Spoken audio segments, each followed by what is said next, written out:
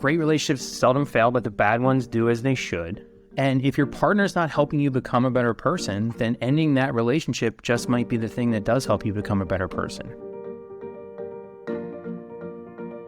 All right, everybody. This week we are talking about breakups and why breakups can actually be a positive in life. And if you're watching this on YouTube, it actually looks like both Gary and I are going through a breakup because we're both wearing hoodie sweatshirts. And we didn't, Gary, I don't know. Did we plan this? What do you think? You didn't. It's like I said to you right before you came on. Like, I was worried I was going to be a little too informal. And I saw you show up. I'm like, look at that. We're just on the same page. I think it's like the time change. It's this time of year. It's dark. I don't know. It's just feels like it's midnight. It does. It really does. And there's something about like being a teenager with just like walking down the streets when it's like this time of year. You just put the actual hoodie on, and I don't know. I love that feeling, man. That's my style all around. This is my go-to look, and there is something about talking about breakup where you just kind of feel like you gotta dress down a little bit. Like I'm gonna like live in the darkness of my emotions about breakup, and just really get into it. I don't have a pint of Ben & Jerry's sitting here or anything like that, but, that could be arranged as well. All right. Lesson number one is if you're going through a breakup or you have experienced that, I think one of the worst things you can do, maybe it's just because I'm lactose intolerant, is have a pint of Ben & Jerry's. Because it does not help your situation in the least. It certainly doesn't help mine. I don't know. Does it help yours? When you've gone through breakup? I'm officially grossed out. Yeah, exactly. Like a big thing of fish food. I'm like going back 10 years when I would just like Jess would never let this go down, but like I just would get a big thing of fish food and just be like, oh, my belly. Why'd I do that? Anyways. That was your go-to flavor, huh? Fish food? Oh, yeah. I never liked it, but the one that always cracked me up was Chubby Hubby. It's just the name? You just like the name? Like, that's just like... I mean, it's like a classic you are what you eat kind of phenomenon where it's like, if you're not, you're going to be. Totally. It goes against like all marketing rules. Like, why would anyone want to buy Chubby Hubby? But I guess they do. I don't know. You'd think like it would remind you of how overweight you're getting when you're eating this crap. Yeah, but it is funny how many people, I talk to people about breakup all the time, and the number of people that like immediately go to the breakup, I'm getting a pint of ice cream or whatever it happens to be. I'm going to go sit and watch some junk TV, eat some junk food, and just kind of wallow it in my emotions. And so, I think today we're going to talk about some positive reactions to breakup and some ways to help deal with it that hopefully don't involve hubbies or chubbies or any of that kind of stuff. Yeah, I hope so, because I find especially when people are going through breakups, and it doesn't have to be necessarily like a long-term relationship, although this is going to be very applicable. I even work with a lot of clients who have gone out on 2 or 3 dates with a guy, and it doesn't work out, and they go through that level of depression, and trying to talk to someone logically to not feel that way, that they're going to be okay, it doesn't work very well. It's hard. It's like talking to someone who's grieving the death of a family member and be like, oh, you know what? Life goes on. You're going to be fine. It's like, you're almost saying it because it makes you feel good, but like, it's not doing anything for them. So hopefully today we can really give you some tangible stuff that you can think about if you've ever gone through this. And if you're not going through it, maybe this can just be a tool in your toolkit to make you a little bit stronger if you ever find yourself in a situation like that. So, but before we get into that, I'm sorry. I was just going to say, like, either if you go through it yourself or, chances are you're going to know somebody else that is going to go through something like this. And so, I think a lot of what hopefully people are learning on these podcasts is not just information for them, but things that they can pass on to others, because we all know how important relationships are. And so the more you can help those around you get better at their relationships and develop some of their skills, it's going to feel good helping other people. Yeah, absolutely. Before we get into this breakups conversation, I want to tell you guys all a really cool story about Gary. Gary's cool factor went up like 100 million, 1,000 trillion % when this happened. All right. So, yeah, a couple years ago, this song came out. I forgot the name. Who is the artist? Dennis Lloyd. Dennis Lloyd. Okay. So Dennis Lloyd has this amazing song that my friends and I have been listening to for years. Like, I was on the Caribbean beach for a month listening to this song, and with one of my buddies, and my friend actually, there's this part in the song where someone comes on and starts talking about relationships and breakups and how breakups, the most important thing in life, it's not what iPhone you have, it's the people you spend your life with and whatever, and all these amazing things. And I got to tell you, I was listening to this song. I've been listening to this for years, but then Gary and I started working together closely, and he started working with Love Strategies. And I'm like, we're all hanging out. And I'm like, hold on, Jess. And I was talking to my wife, stop.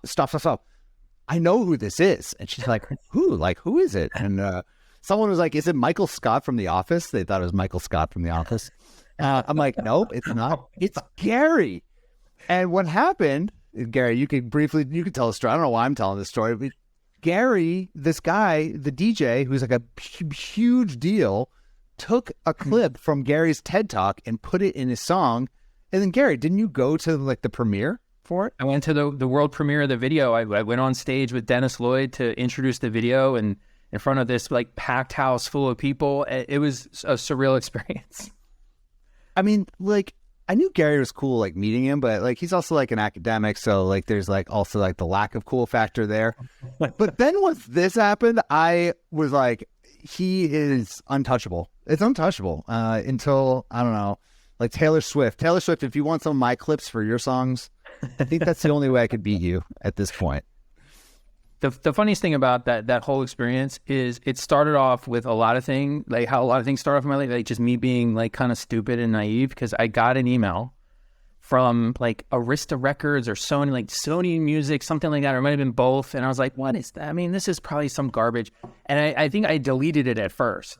And then I was like, you know what? That was so weird. Like, let me go back and check it. And so I read through them, like, they want to use like something I said in my and it was kind of vague, and they said it was for the song, and the song's name is GFY. And this is where my stupidity comes in, because I'm like, oh, GFY. They saw my TED Talk. My TED Talk's all about the positive side of breakup.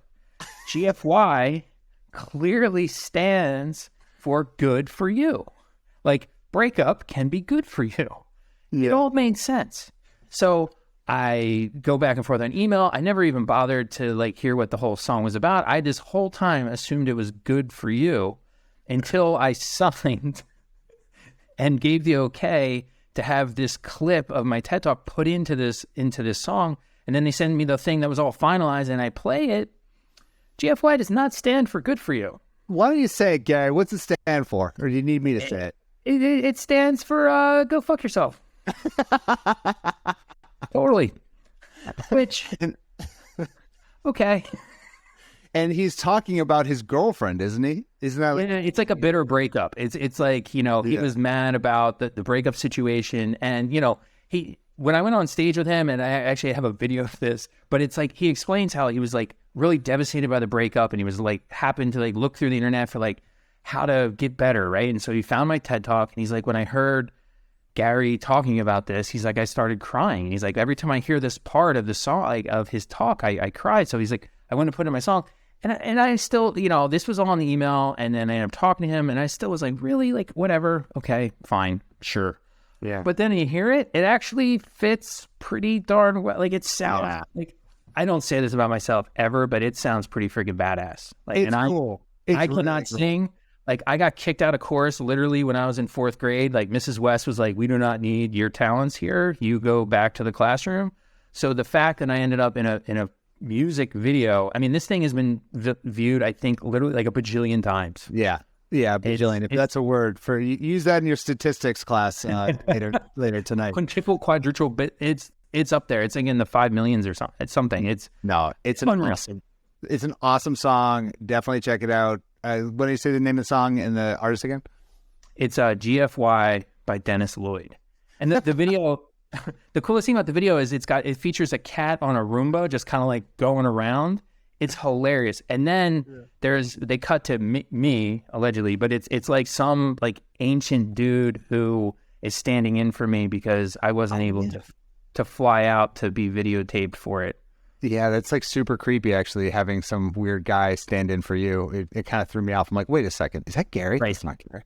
Well, it's like my students watching, and they're like, what the hell? Like, why didn't you, like, you should have been in the video, and like, you should have got royalties and all this stuff. I'm like, yeah, there's a woulda, coulda, shoulda. You didn't get royalties? Oh, I got a little bit of money to say yes, but like, I didn't think it was going to be viewed and listened to so many times. Like, I should have negotiated better or something. Shoulda, woulda, coulda, man. Shoulda, woulda, coulda. Anyways, for those who are going through a breakup right now, hopefully that gives you, I don't know, just a moment of happiness just to think of Gary in this. The cat on the Roomba. The cat on the Roomba, if you're sad, you can't look at the cat driving around on the Roomba thing without just cracking a smile. It's fantastic. Totally. All right. So breakups. How can they be a positive? I mean, when we're going through them, they're just so absolutely devastating. It's kind of like when someone dies, like how do you have a positive out of that? I don't know. I mean, what do you think? What comes to mind? Well, I mean, I think it's human experiences are complicated, right? And so we tend to want to group them into good things and bad things. And so if you're going to group things that way, breakups are definitely a bad thing, right? But that's not actually how the world works, right? I mean, there's so many different experiences we have that you think of, just like your wedding day. Your wedding day is a positive thing, but it's not 100% positive, right? You think of a graduation from high school or from college, it's not 100% positive or 100% negative. Like our emotional experiences are nuanced, they're blended. There's a mix of positives and negatives. And so, breakup is one of those things as well. And so, when I say breakups can be positive, what I mean is not 100% positive. I'm not saying that it's without negatives, but I just don't think we give enough credit or look for the positives nearly enough in breakup. And so I actually started this research because I've experienced some pretty positive breakups in my life. And I know other people that have as well. And so it just wasn't something that was ever really studied. We just constantly asked people about breakup and how sad and lonely and depressed they were. And if that's all you ask people, they're going to be like, yeah, I'm pretty sad and lonely and depressed. Right. But if you ask them some other things about just generally what's going on, they say, I feel energized, I feel wise, I feel free. I feel like there's a bunch of opportunities I have now I didn't have before. And so some of it was just asking the right questions. Just because they're single again, they're like, sweet, I get to go out and go to the club and go party again, or like what? Yeah, I mean, so there's definitely some of that, right? And so, one of the things that I looked at very specifically was, our relationships are supposed to help us grow and become a better person. And so if your partner isn't providing you with sufficient opportunities to do that, it's addition by subtraction. Like you're getting rid of this person who's holding you back. And maybe, they're not letting you go do the things you want to do, or, they're kind of putting you down for wanting to like learn to play guitar, or whatever it happens to be. It's your partner just may not be as helpful as they should be. And so by losing that person, you're getting a chance to go and grow as the person you should be. What if your partner's trying to learn like how to play like the violin or something, like the most annoying just sounding thing? Break up. Immediately. Yeah, break up. That's it. The guitar I can support, like we can get a couple of chords, but ladies, please don't learn to play like something horrible or like a flute or something. Oh God, I can't even imagine. No.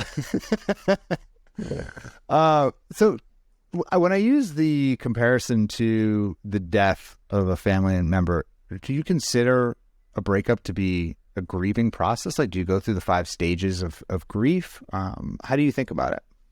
Yeah, whether there's, 5 stages or exactly how you might kind of progress through those experiences, it's like death in the sense that, part of who you are as a person is wrapped up in your romantic partner, just like a loved one, right? And so how you think about yourself, how you identify as a human being is largely defined through our relationships. And so if you're defining yourself through your relationship partner, like I'm so-and-so's wife, I'm so-and-so's girlfriend or boyfriend or romantic partner, and that ends, you now have to reorganize and just kind of reconsider who you are as a person. And like considering who you are as a person and thinking about and pondering your identity is a really weighty kind of thing to do. And so, when a loved one dies, like a parent dies, it shifts things in your identity. And that's a process, right? You talk about stages, and, it's a process to go through. It's like, wait, is this real? Yes, it's real. What am I going to do with it? How am I going to reconcile the moving pieces? And then where am I going to land on, progress and how I'm going to move forward from this? It's definitely tough.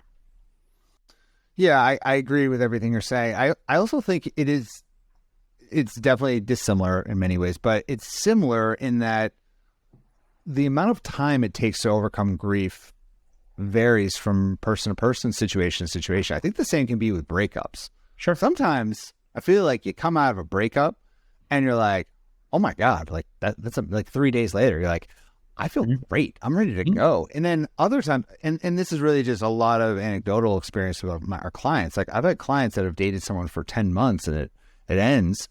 And then they are like just ready to go. They're like, oh my God, that was clearly the wrong thing. And I've had other clients who've literally gone on 2 dates with a guy and are devastated for like months. I was actually just talking to a client who went out with a guy, I think for like 3 months. And this was 4 years ago.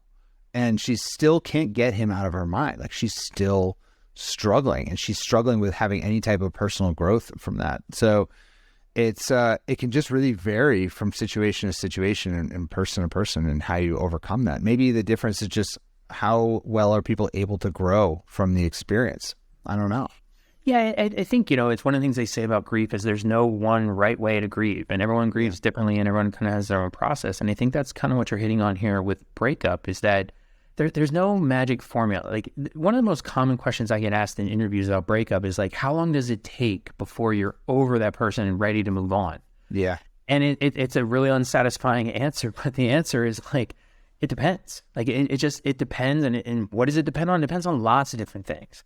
But what you're saying about, somebody might be with a person for a week and have a hard time getting over them. A lot of it has to do with how much you've kind of mentally thought about your future together and really integrated that into your identity. And so, so much of what you hear me talk about is how much your relationship has become part of who you are, because so much of my research focuses on exactly that. And we find time and time again, if you have integrated yourself with the other person, whether that took a week, a month, a year, 10 years, that's going to be a harder breakup to get over. Yeah. To the extent that they helped you grow as a person, that's going to be a harder breakup to get over. Now, that all sounds really, really bad, and that's generally how we think about breakup, but, it also means the opposite is true. To the extent that your partner wasn't helping you grow, wasn't helping you become a better person, wasn't helping you become more fulfilled, losing that relationship is actually, like I said, it's addition by subtraction. You're able to, bounce back stronger and better.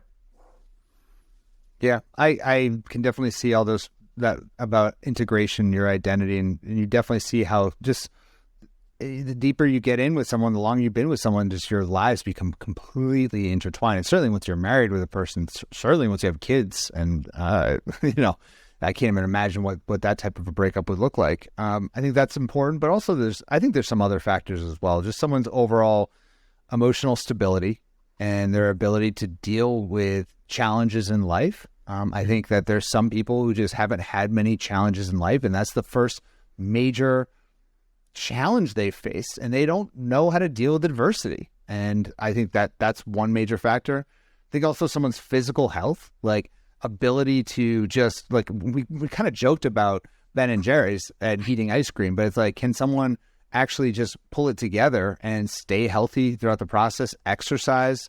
Do they have outlets for energy to just not allow themselves to fall into a deep depression? And then the final piece, not the final piece, another point that came to mind is just also just support structure. What kind of support structure do you have in your life as far as friends, family who can guide you? Because if you're going through a breakup and you moved across the country to be with this guy, and now obviously your entire life is integrated with him because you live with him and you have a dog, and now you're suddenly broken up because you found out that he was cheating on you with some girl at work, that's going to be a hard breakup because you don't have friends and family there. You're completely integrated and you don't even know what to do. So yeah, I think all of those will definitely change the situation. Well, I think that last thing you mentioned, it really points to something that everybody wants to think of before a breakup, right? And a lot of things you can do is things before a breakup happens, and just having a better relationship will make your breakup better too, in the sense that good relationships don't require you to totally lose your complete sense of self for the good of the relationship, right? So if you're moving and you're losing all your friends and family and you're kind of sacrificing all of these things for yourself for the good of the relationship, if it's not good for you, it's not good for the relationship.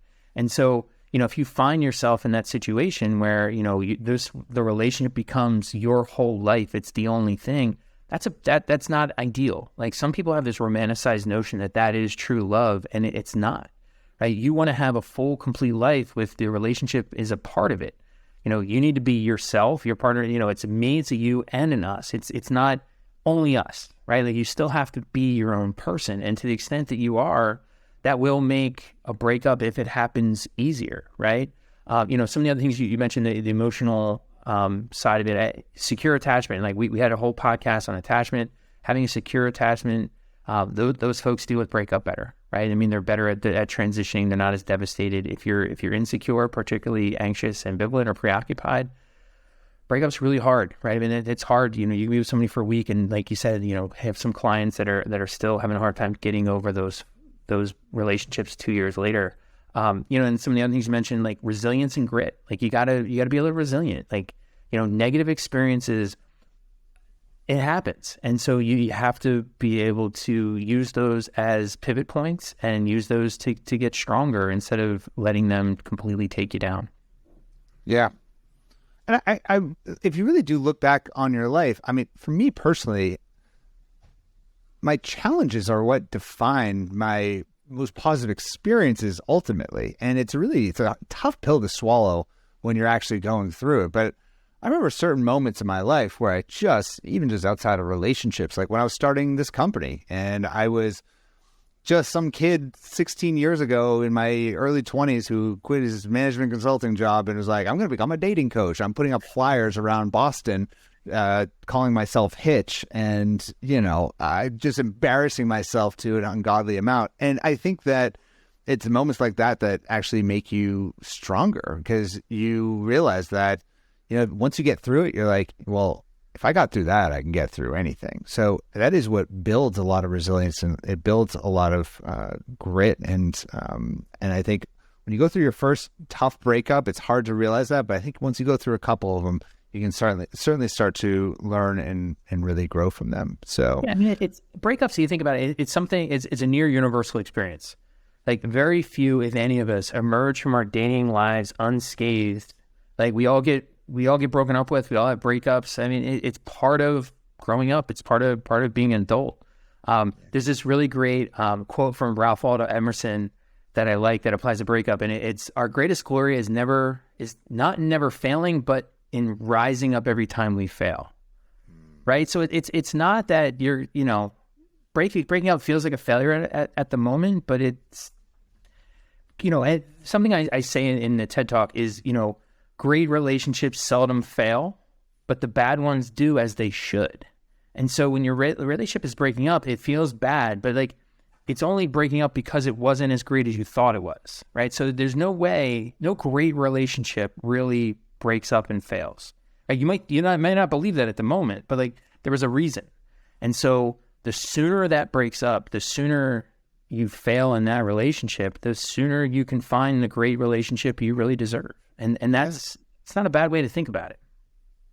Yeah. And you might think it's the most perfect relationship in the world, but I hate to tell you something, in relationships, it takes two to tango. And I just spent, I had my coaching call right before this for Love Accelerator clients. And I spend so much of my time just trying to convince people of that fact. Like it takes, I don't care if he's the most handsome, successful, charming guy and he tells you how much he likes you. If he tells you he doesn't want a relationship, or he's like, hey, I can't see you anymore. Well, I hate to tell you, all those other things are kind of the icing on the cake, but the cake isn't there. You're not just you can't just eat the icing, then you need the whole thing. You need everything. It's the foundation of a relationship. And so if you're feeling that way, you're like, oh, but he was so perfect. He was so great. He was so sweet. It's like, yeah, all those things are true, but he didn't want it. And it doesn't matter for whatever reason. It's just, let's move forward with our lives. So one thing I want to talk about, because for me, I want to make sure these things are prescriptive for people if you're comfortable doing it. The question I want to pose to you is, how do we make a breakup one of the more positive experiences in our lives? I have some ideas, but I'd be curious from you, like what are some steps that you might take for those of us who are worried about getting broken up with, which is stopping us from getting in a relationship in the first place, or someone who is actually currently going through it? I mean, like, how do you make it a positive experience?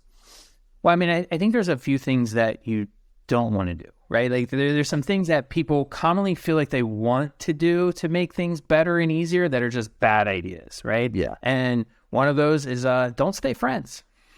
Like we done. Like, cut it off. And it's just something, you know, the research shows it's like 60% of people think like, oh, you know what, we're gonna stay friends. And what happens is it's really hard for two people both to want the same thing. And chances are somebody wants to be friends for purely platonic reasons. Another person wants it because they want to get back together. And it's just not going to work. And the research shows that people that stay friends, that they experience more depression. They have a harder time moving on to new relationships. So don't try to stay friends. Gary, were you on my coaching call? Because literally that was like, I had to run. I always run over and I have to get to this podcast. And we were talking about this breakup. And right before I went, she's like, I know you got to go, but quick question.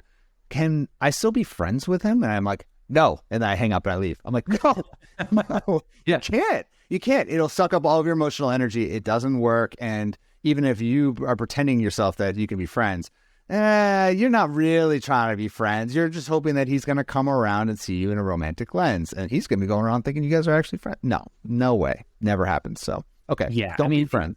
It's not a good tactic. And it's like, you know, there's a big difference between could something work and is it likely to work? Those are two separate things. And so people say, oh, well, there is this like possibility that no. That possibility is like 1 in 1,000. That's different than is it likely? It's not likely to work.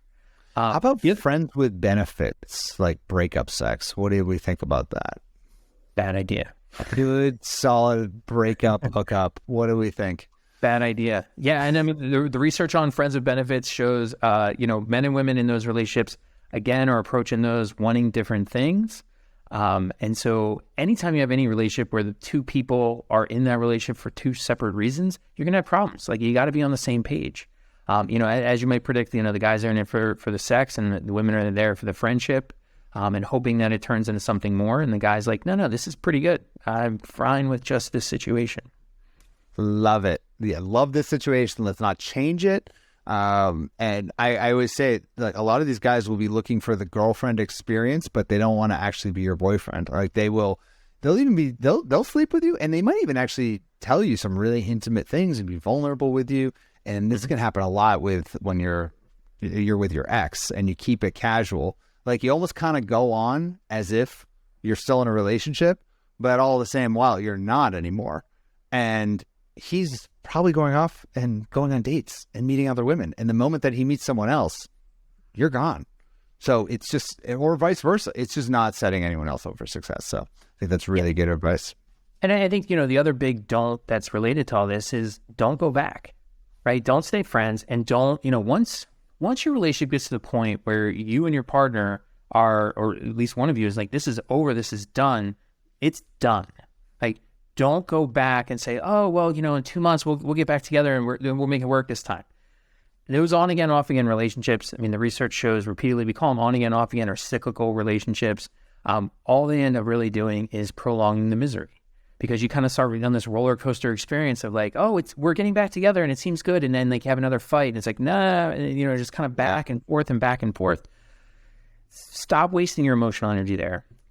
End it, clean, gone. Go find somebody else, right? I mean, it didn't work for a reason, right? So go find somebody that it's going to work with.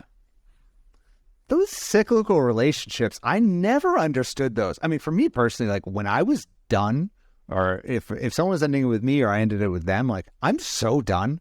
I don't know. I never understood people who are like, yeah, we've been off and on again for like 3 years. I'm like, off and on again? How does that even, I don't even know how that works. I know a lot of people do it, but how does that tactically work that you're off and on again? You're just going to keep going through breakups again? It's like, to me, a breakup is so painful that the moment, even if I'm the one breaking up with the person, or vice versa, any breakup is just horrific. It's like, just move on.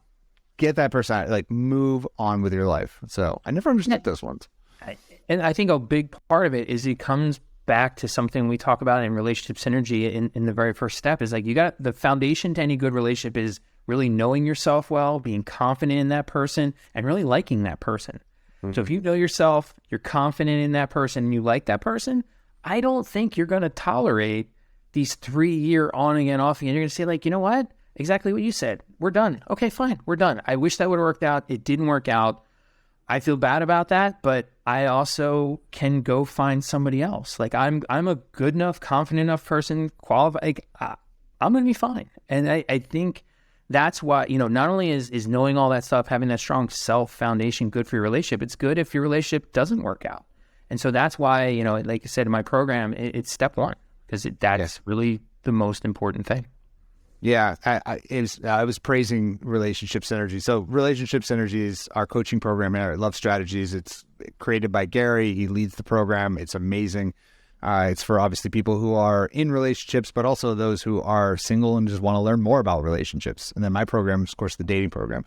But the Relationship Synergy piece is so important, and knowing that you're going to be okay and being able to like one of the notes I had here is a great way to make a breakup a positive experience is to rediscover your identity. And it's something you mentioned, and not lose it the next time, and be excited to like reconnect with yourself. And so I just think it's so powerful, everything that you teach there. And I love it. I think it's so foundational. And you can just think of a lot of people that we've all probably met in our lives that just immediately they become a different person when they're in a relationship. You're like, who are you?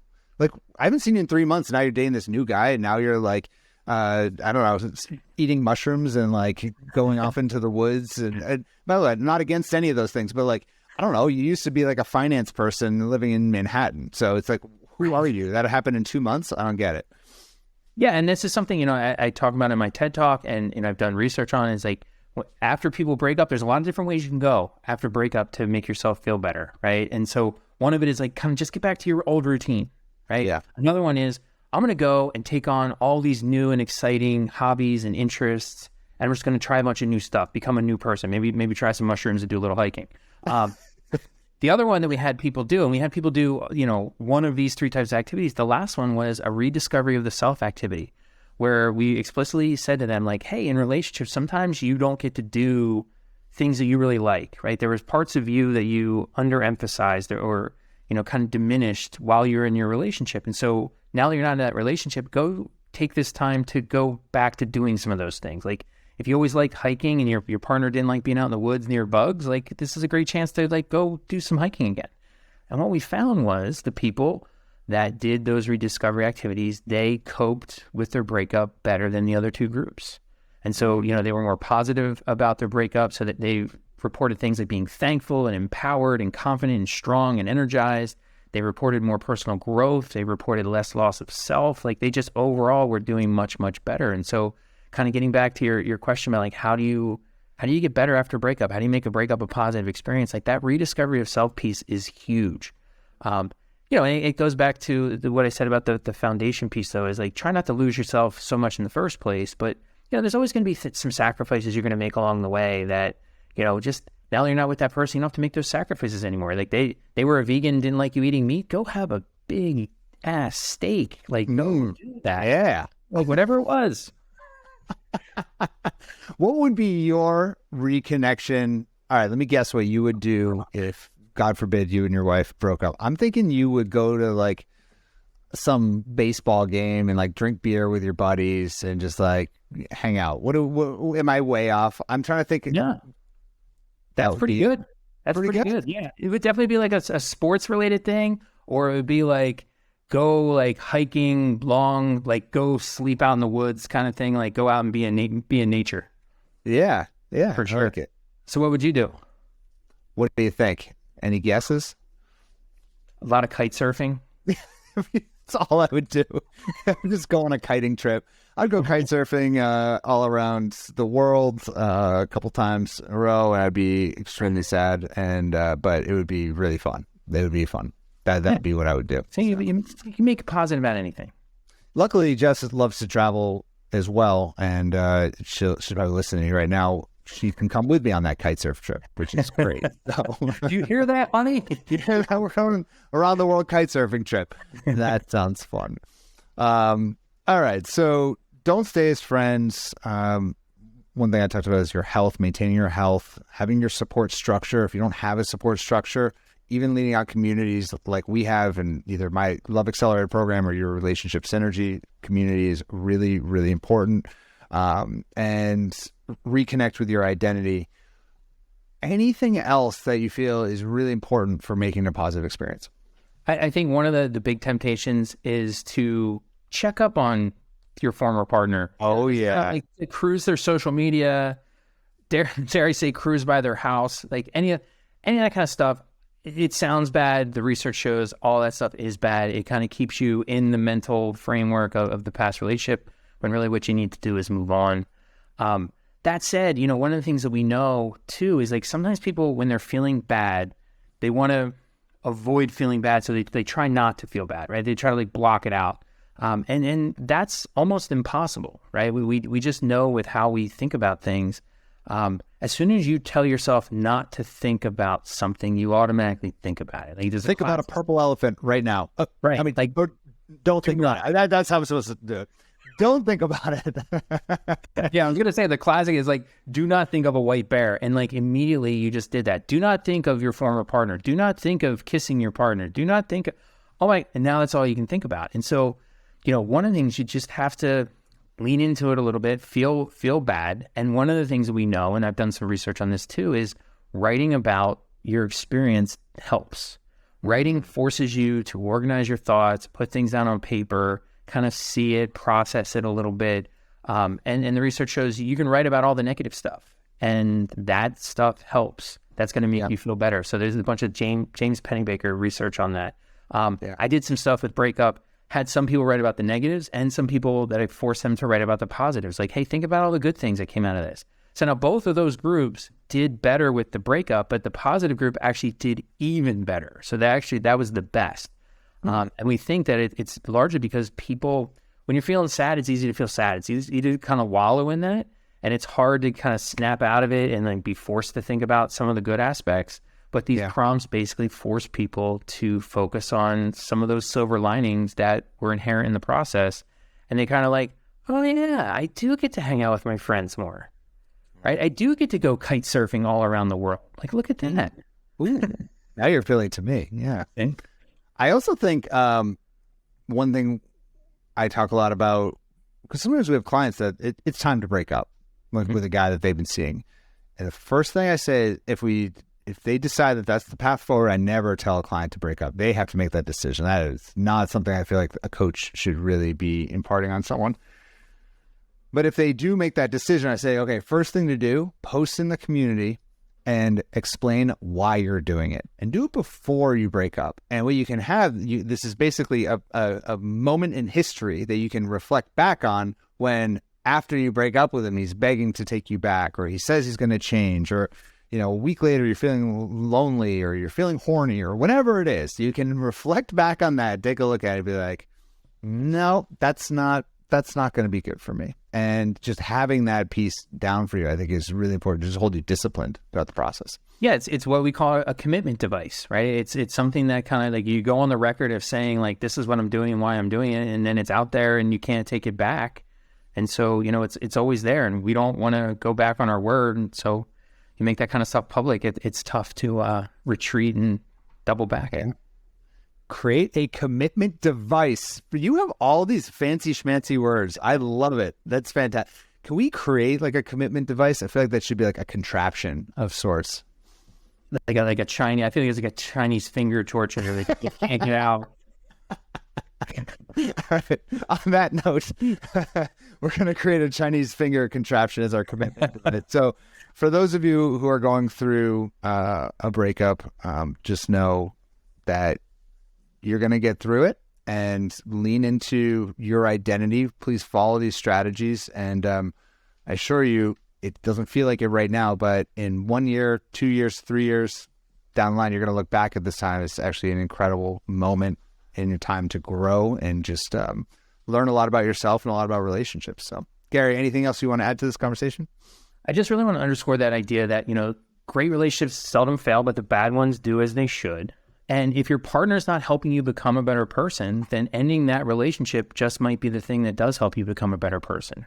And though it's hard at the moment to go through that experience, it's that kind of experience, those negatives that, we grow from and get stronger from. So keep your head up. It's going to be all right. You got it. All right. And next week, Gary, we didn't talk about what we're going to talk about next week. So I'm pitching to you what men find attractive in a woman. What do you think? The science of attraction. It doesn't have to be man or woman, but the science of attraction. Absolutely. Let's do it.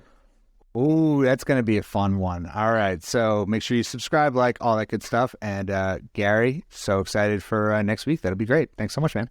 All right. See you. Talk to you later.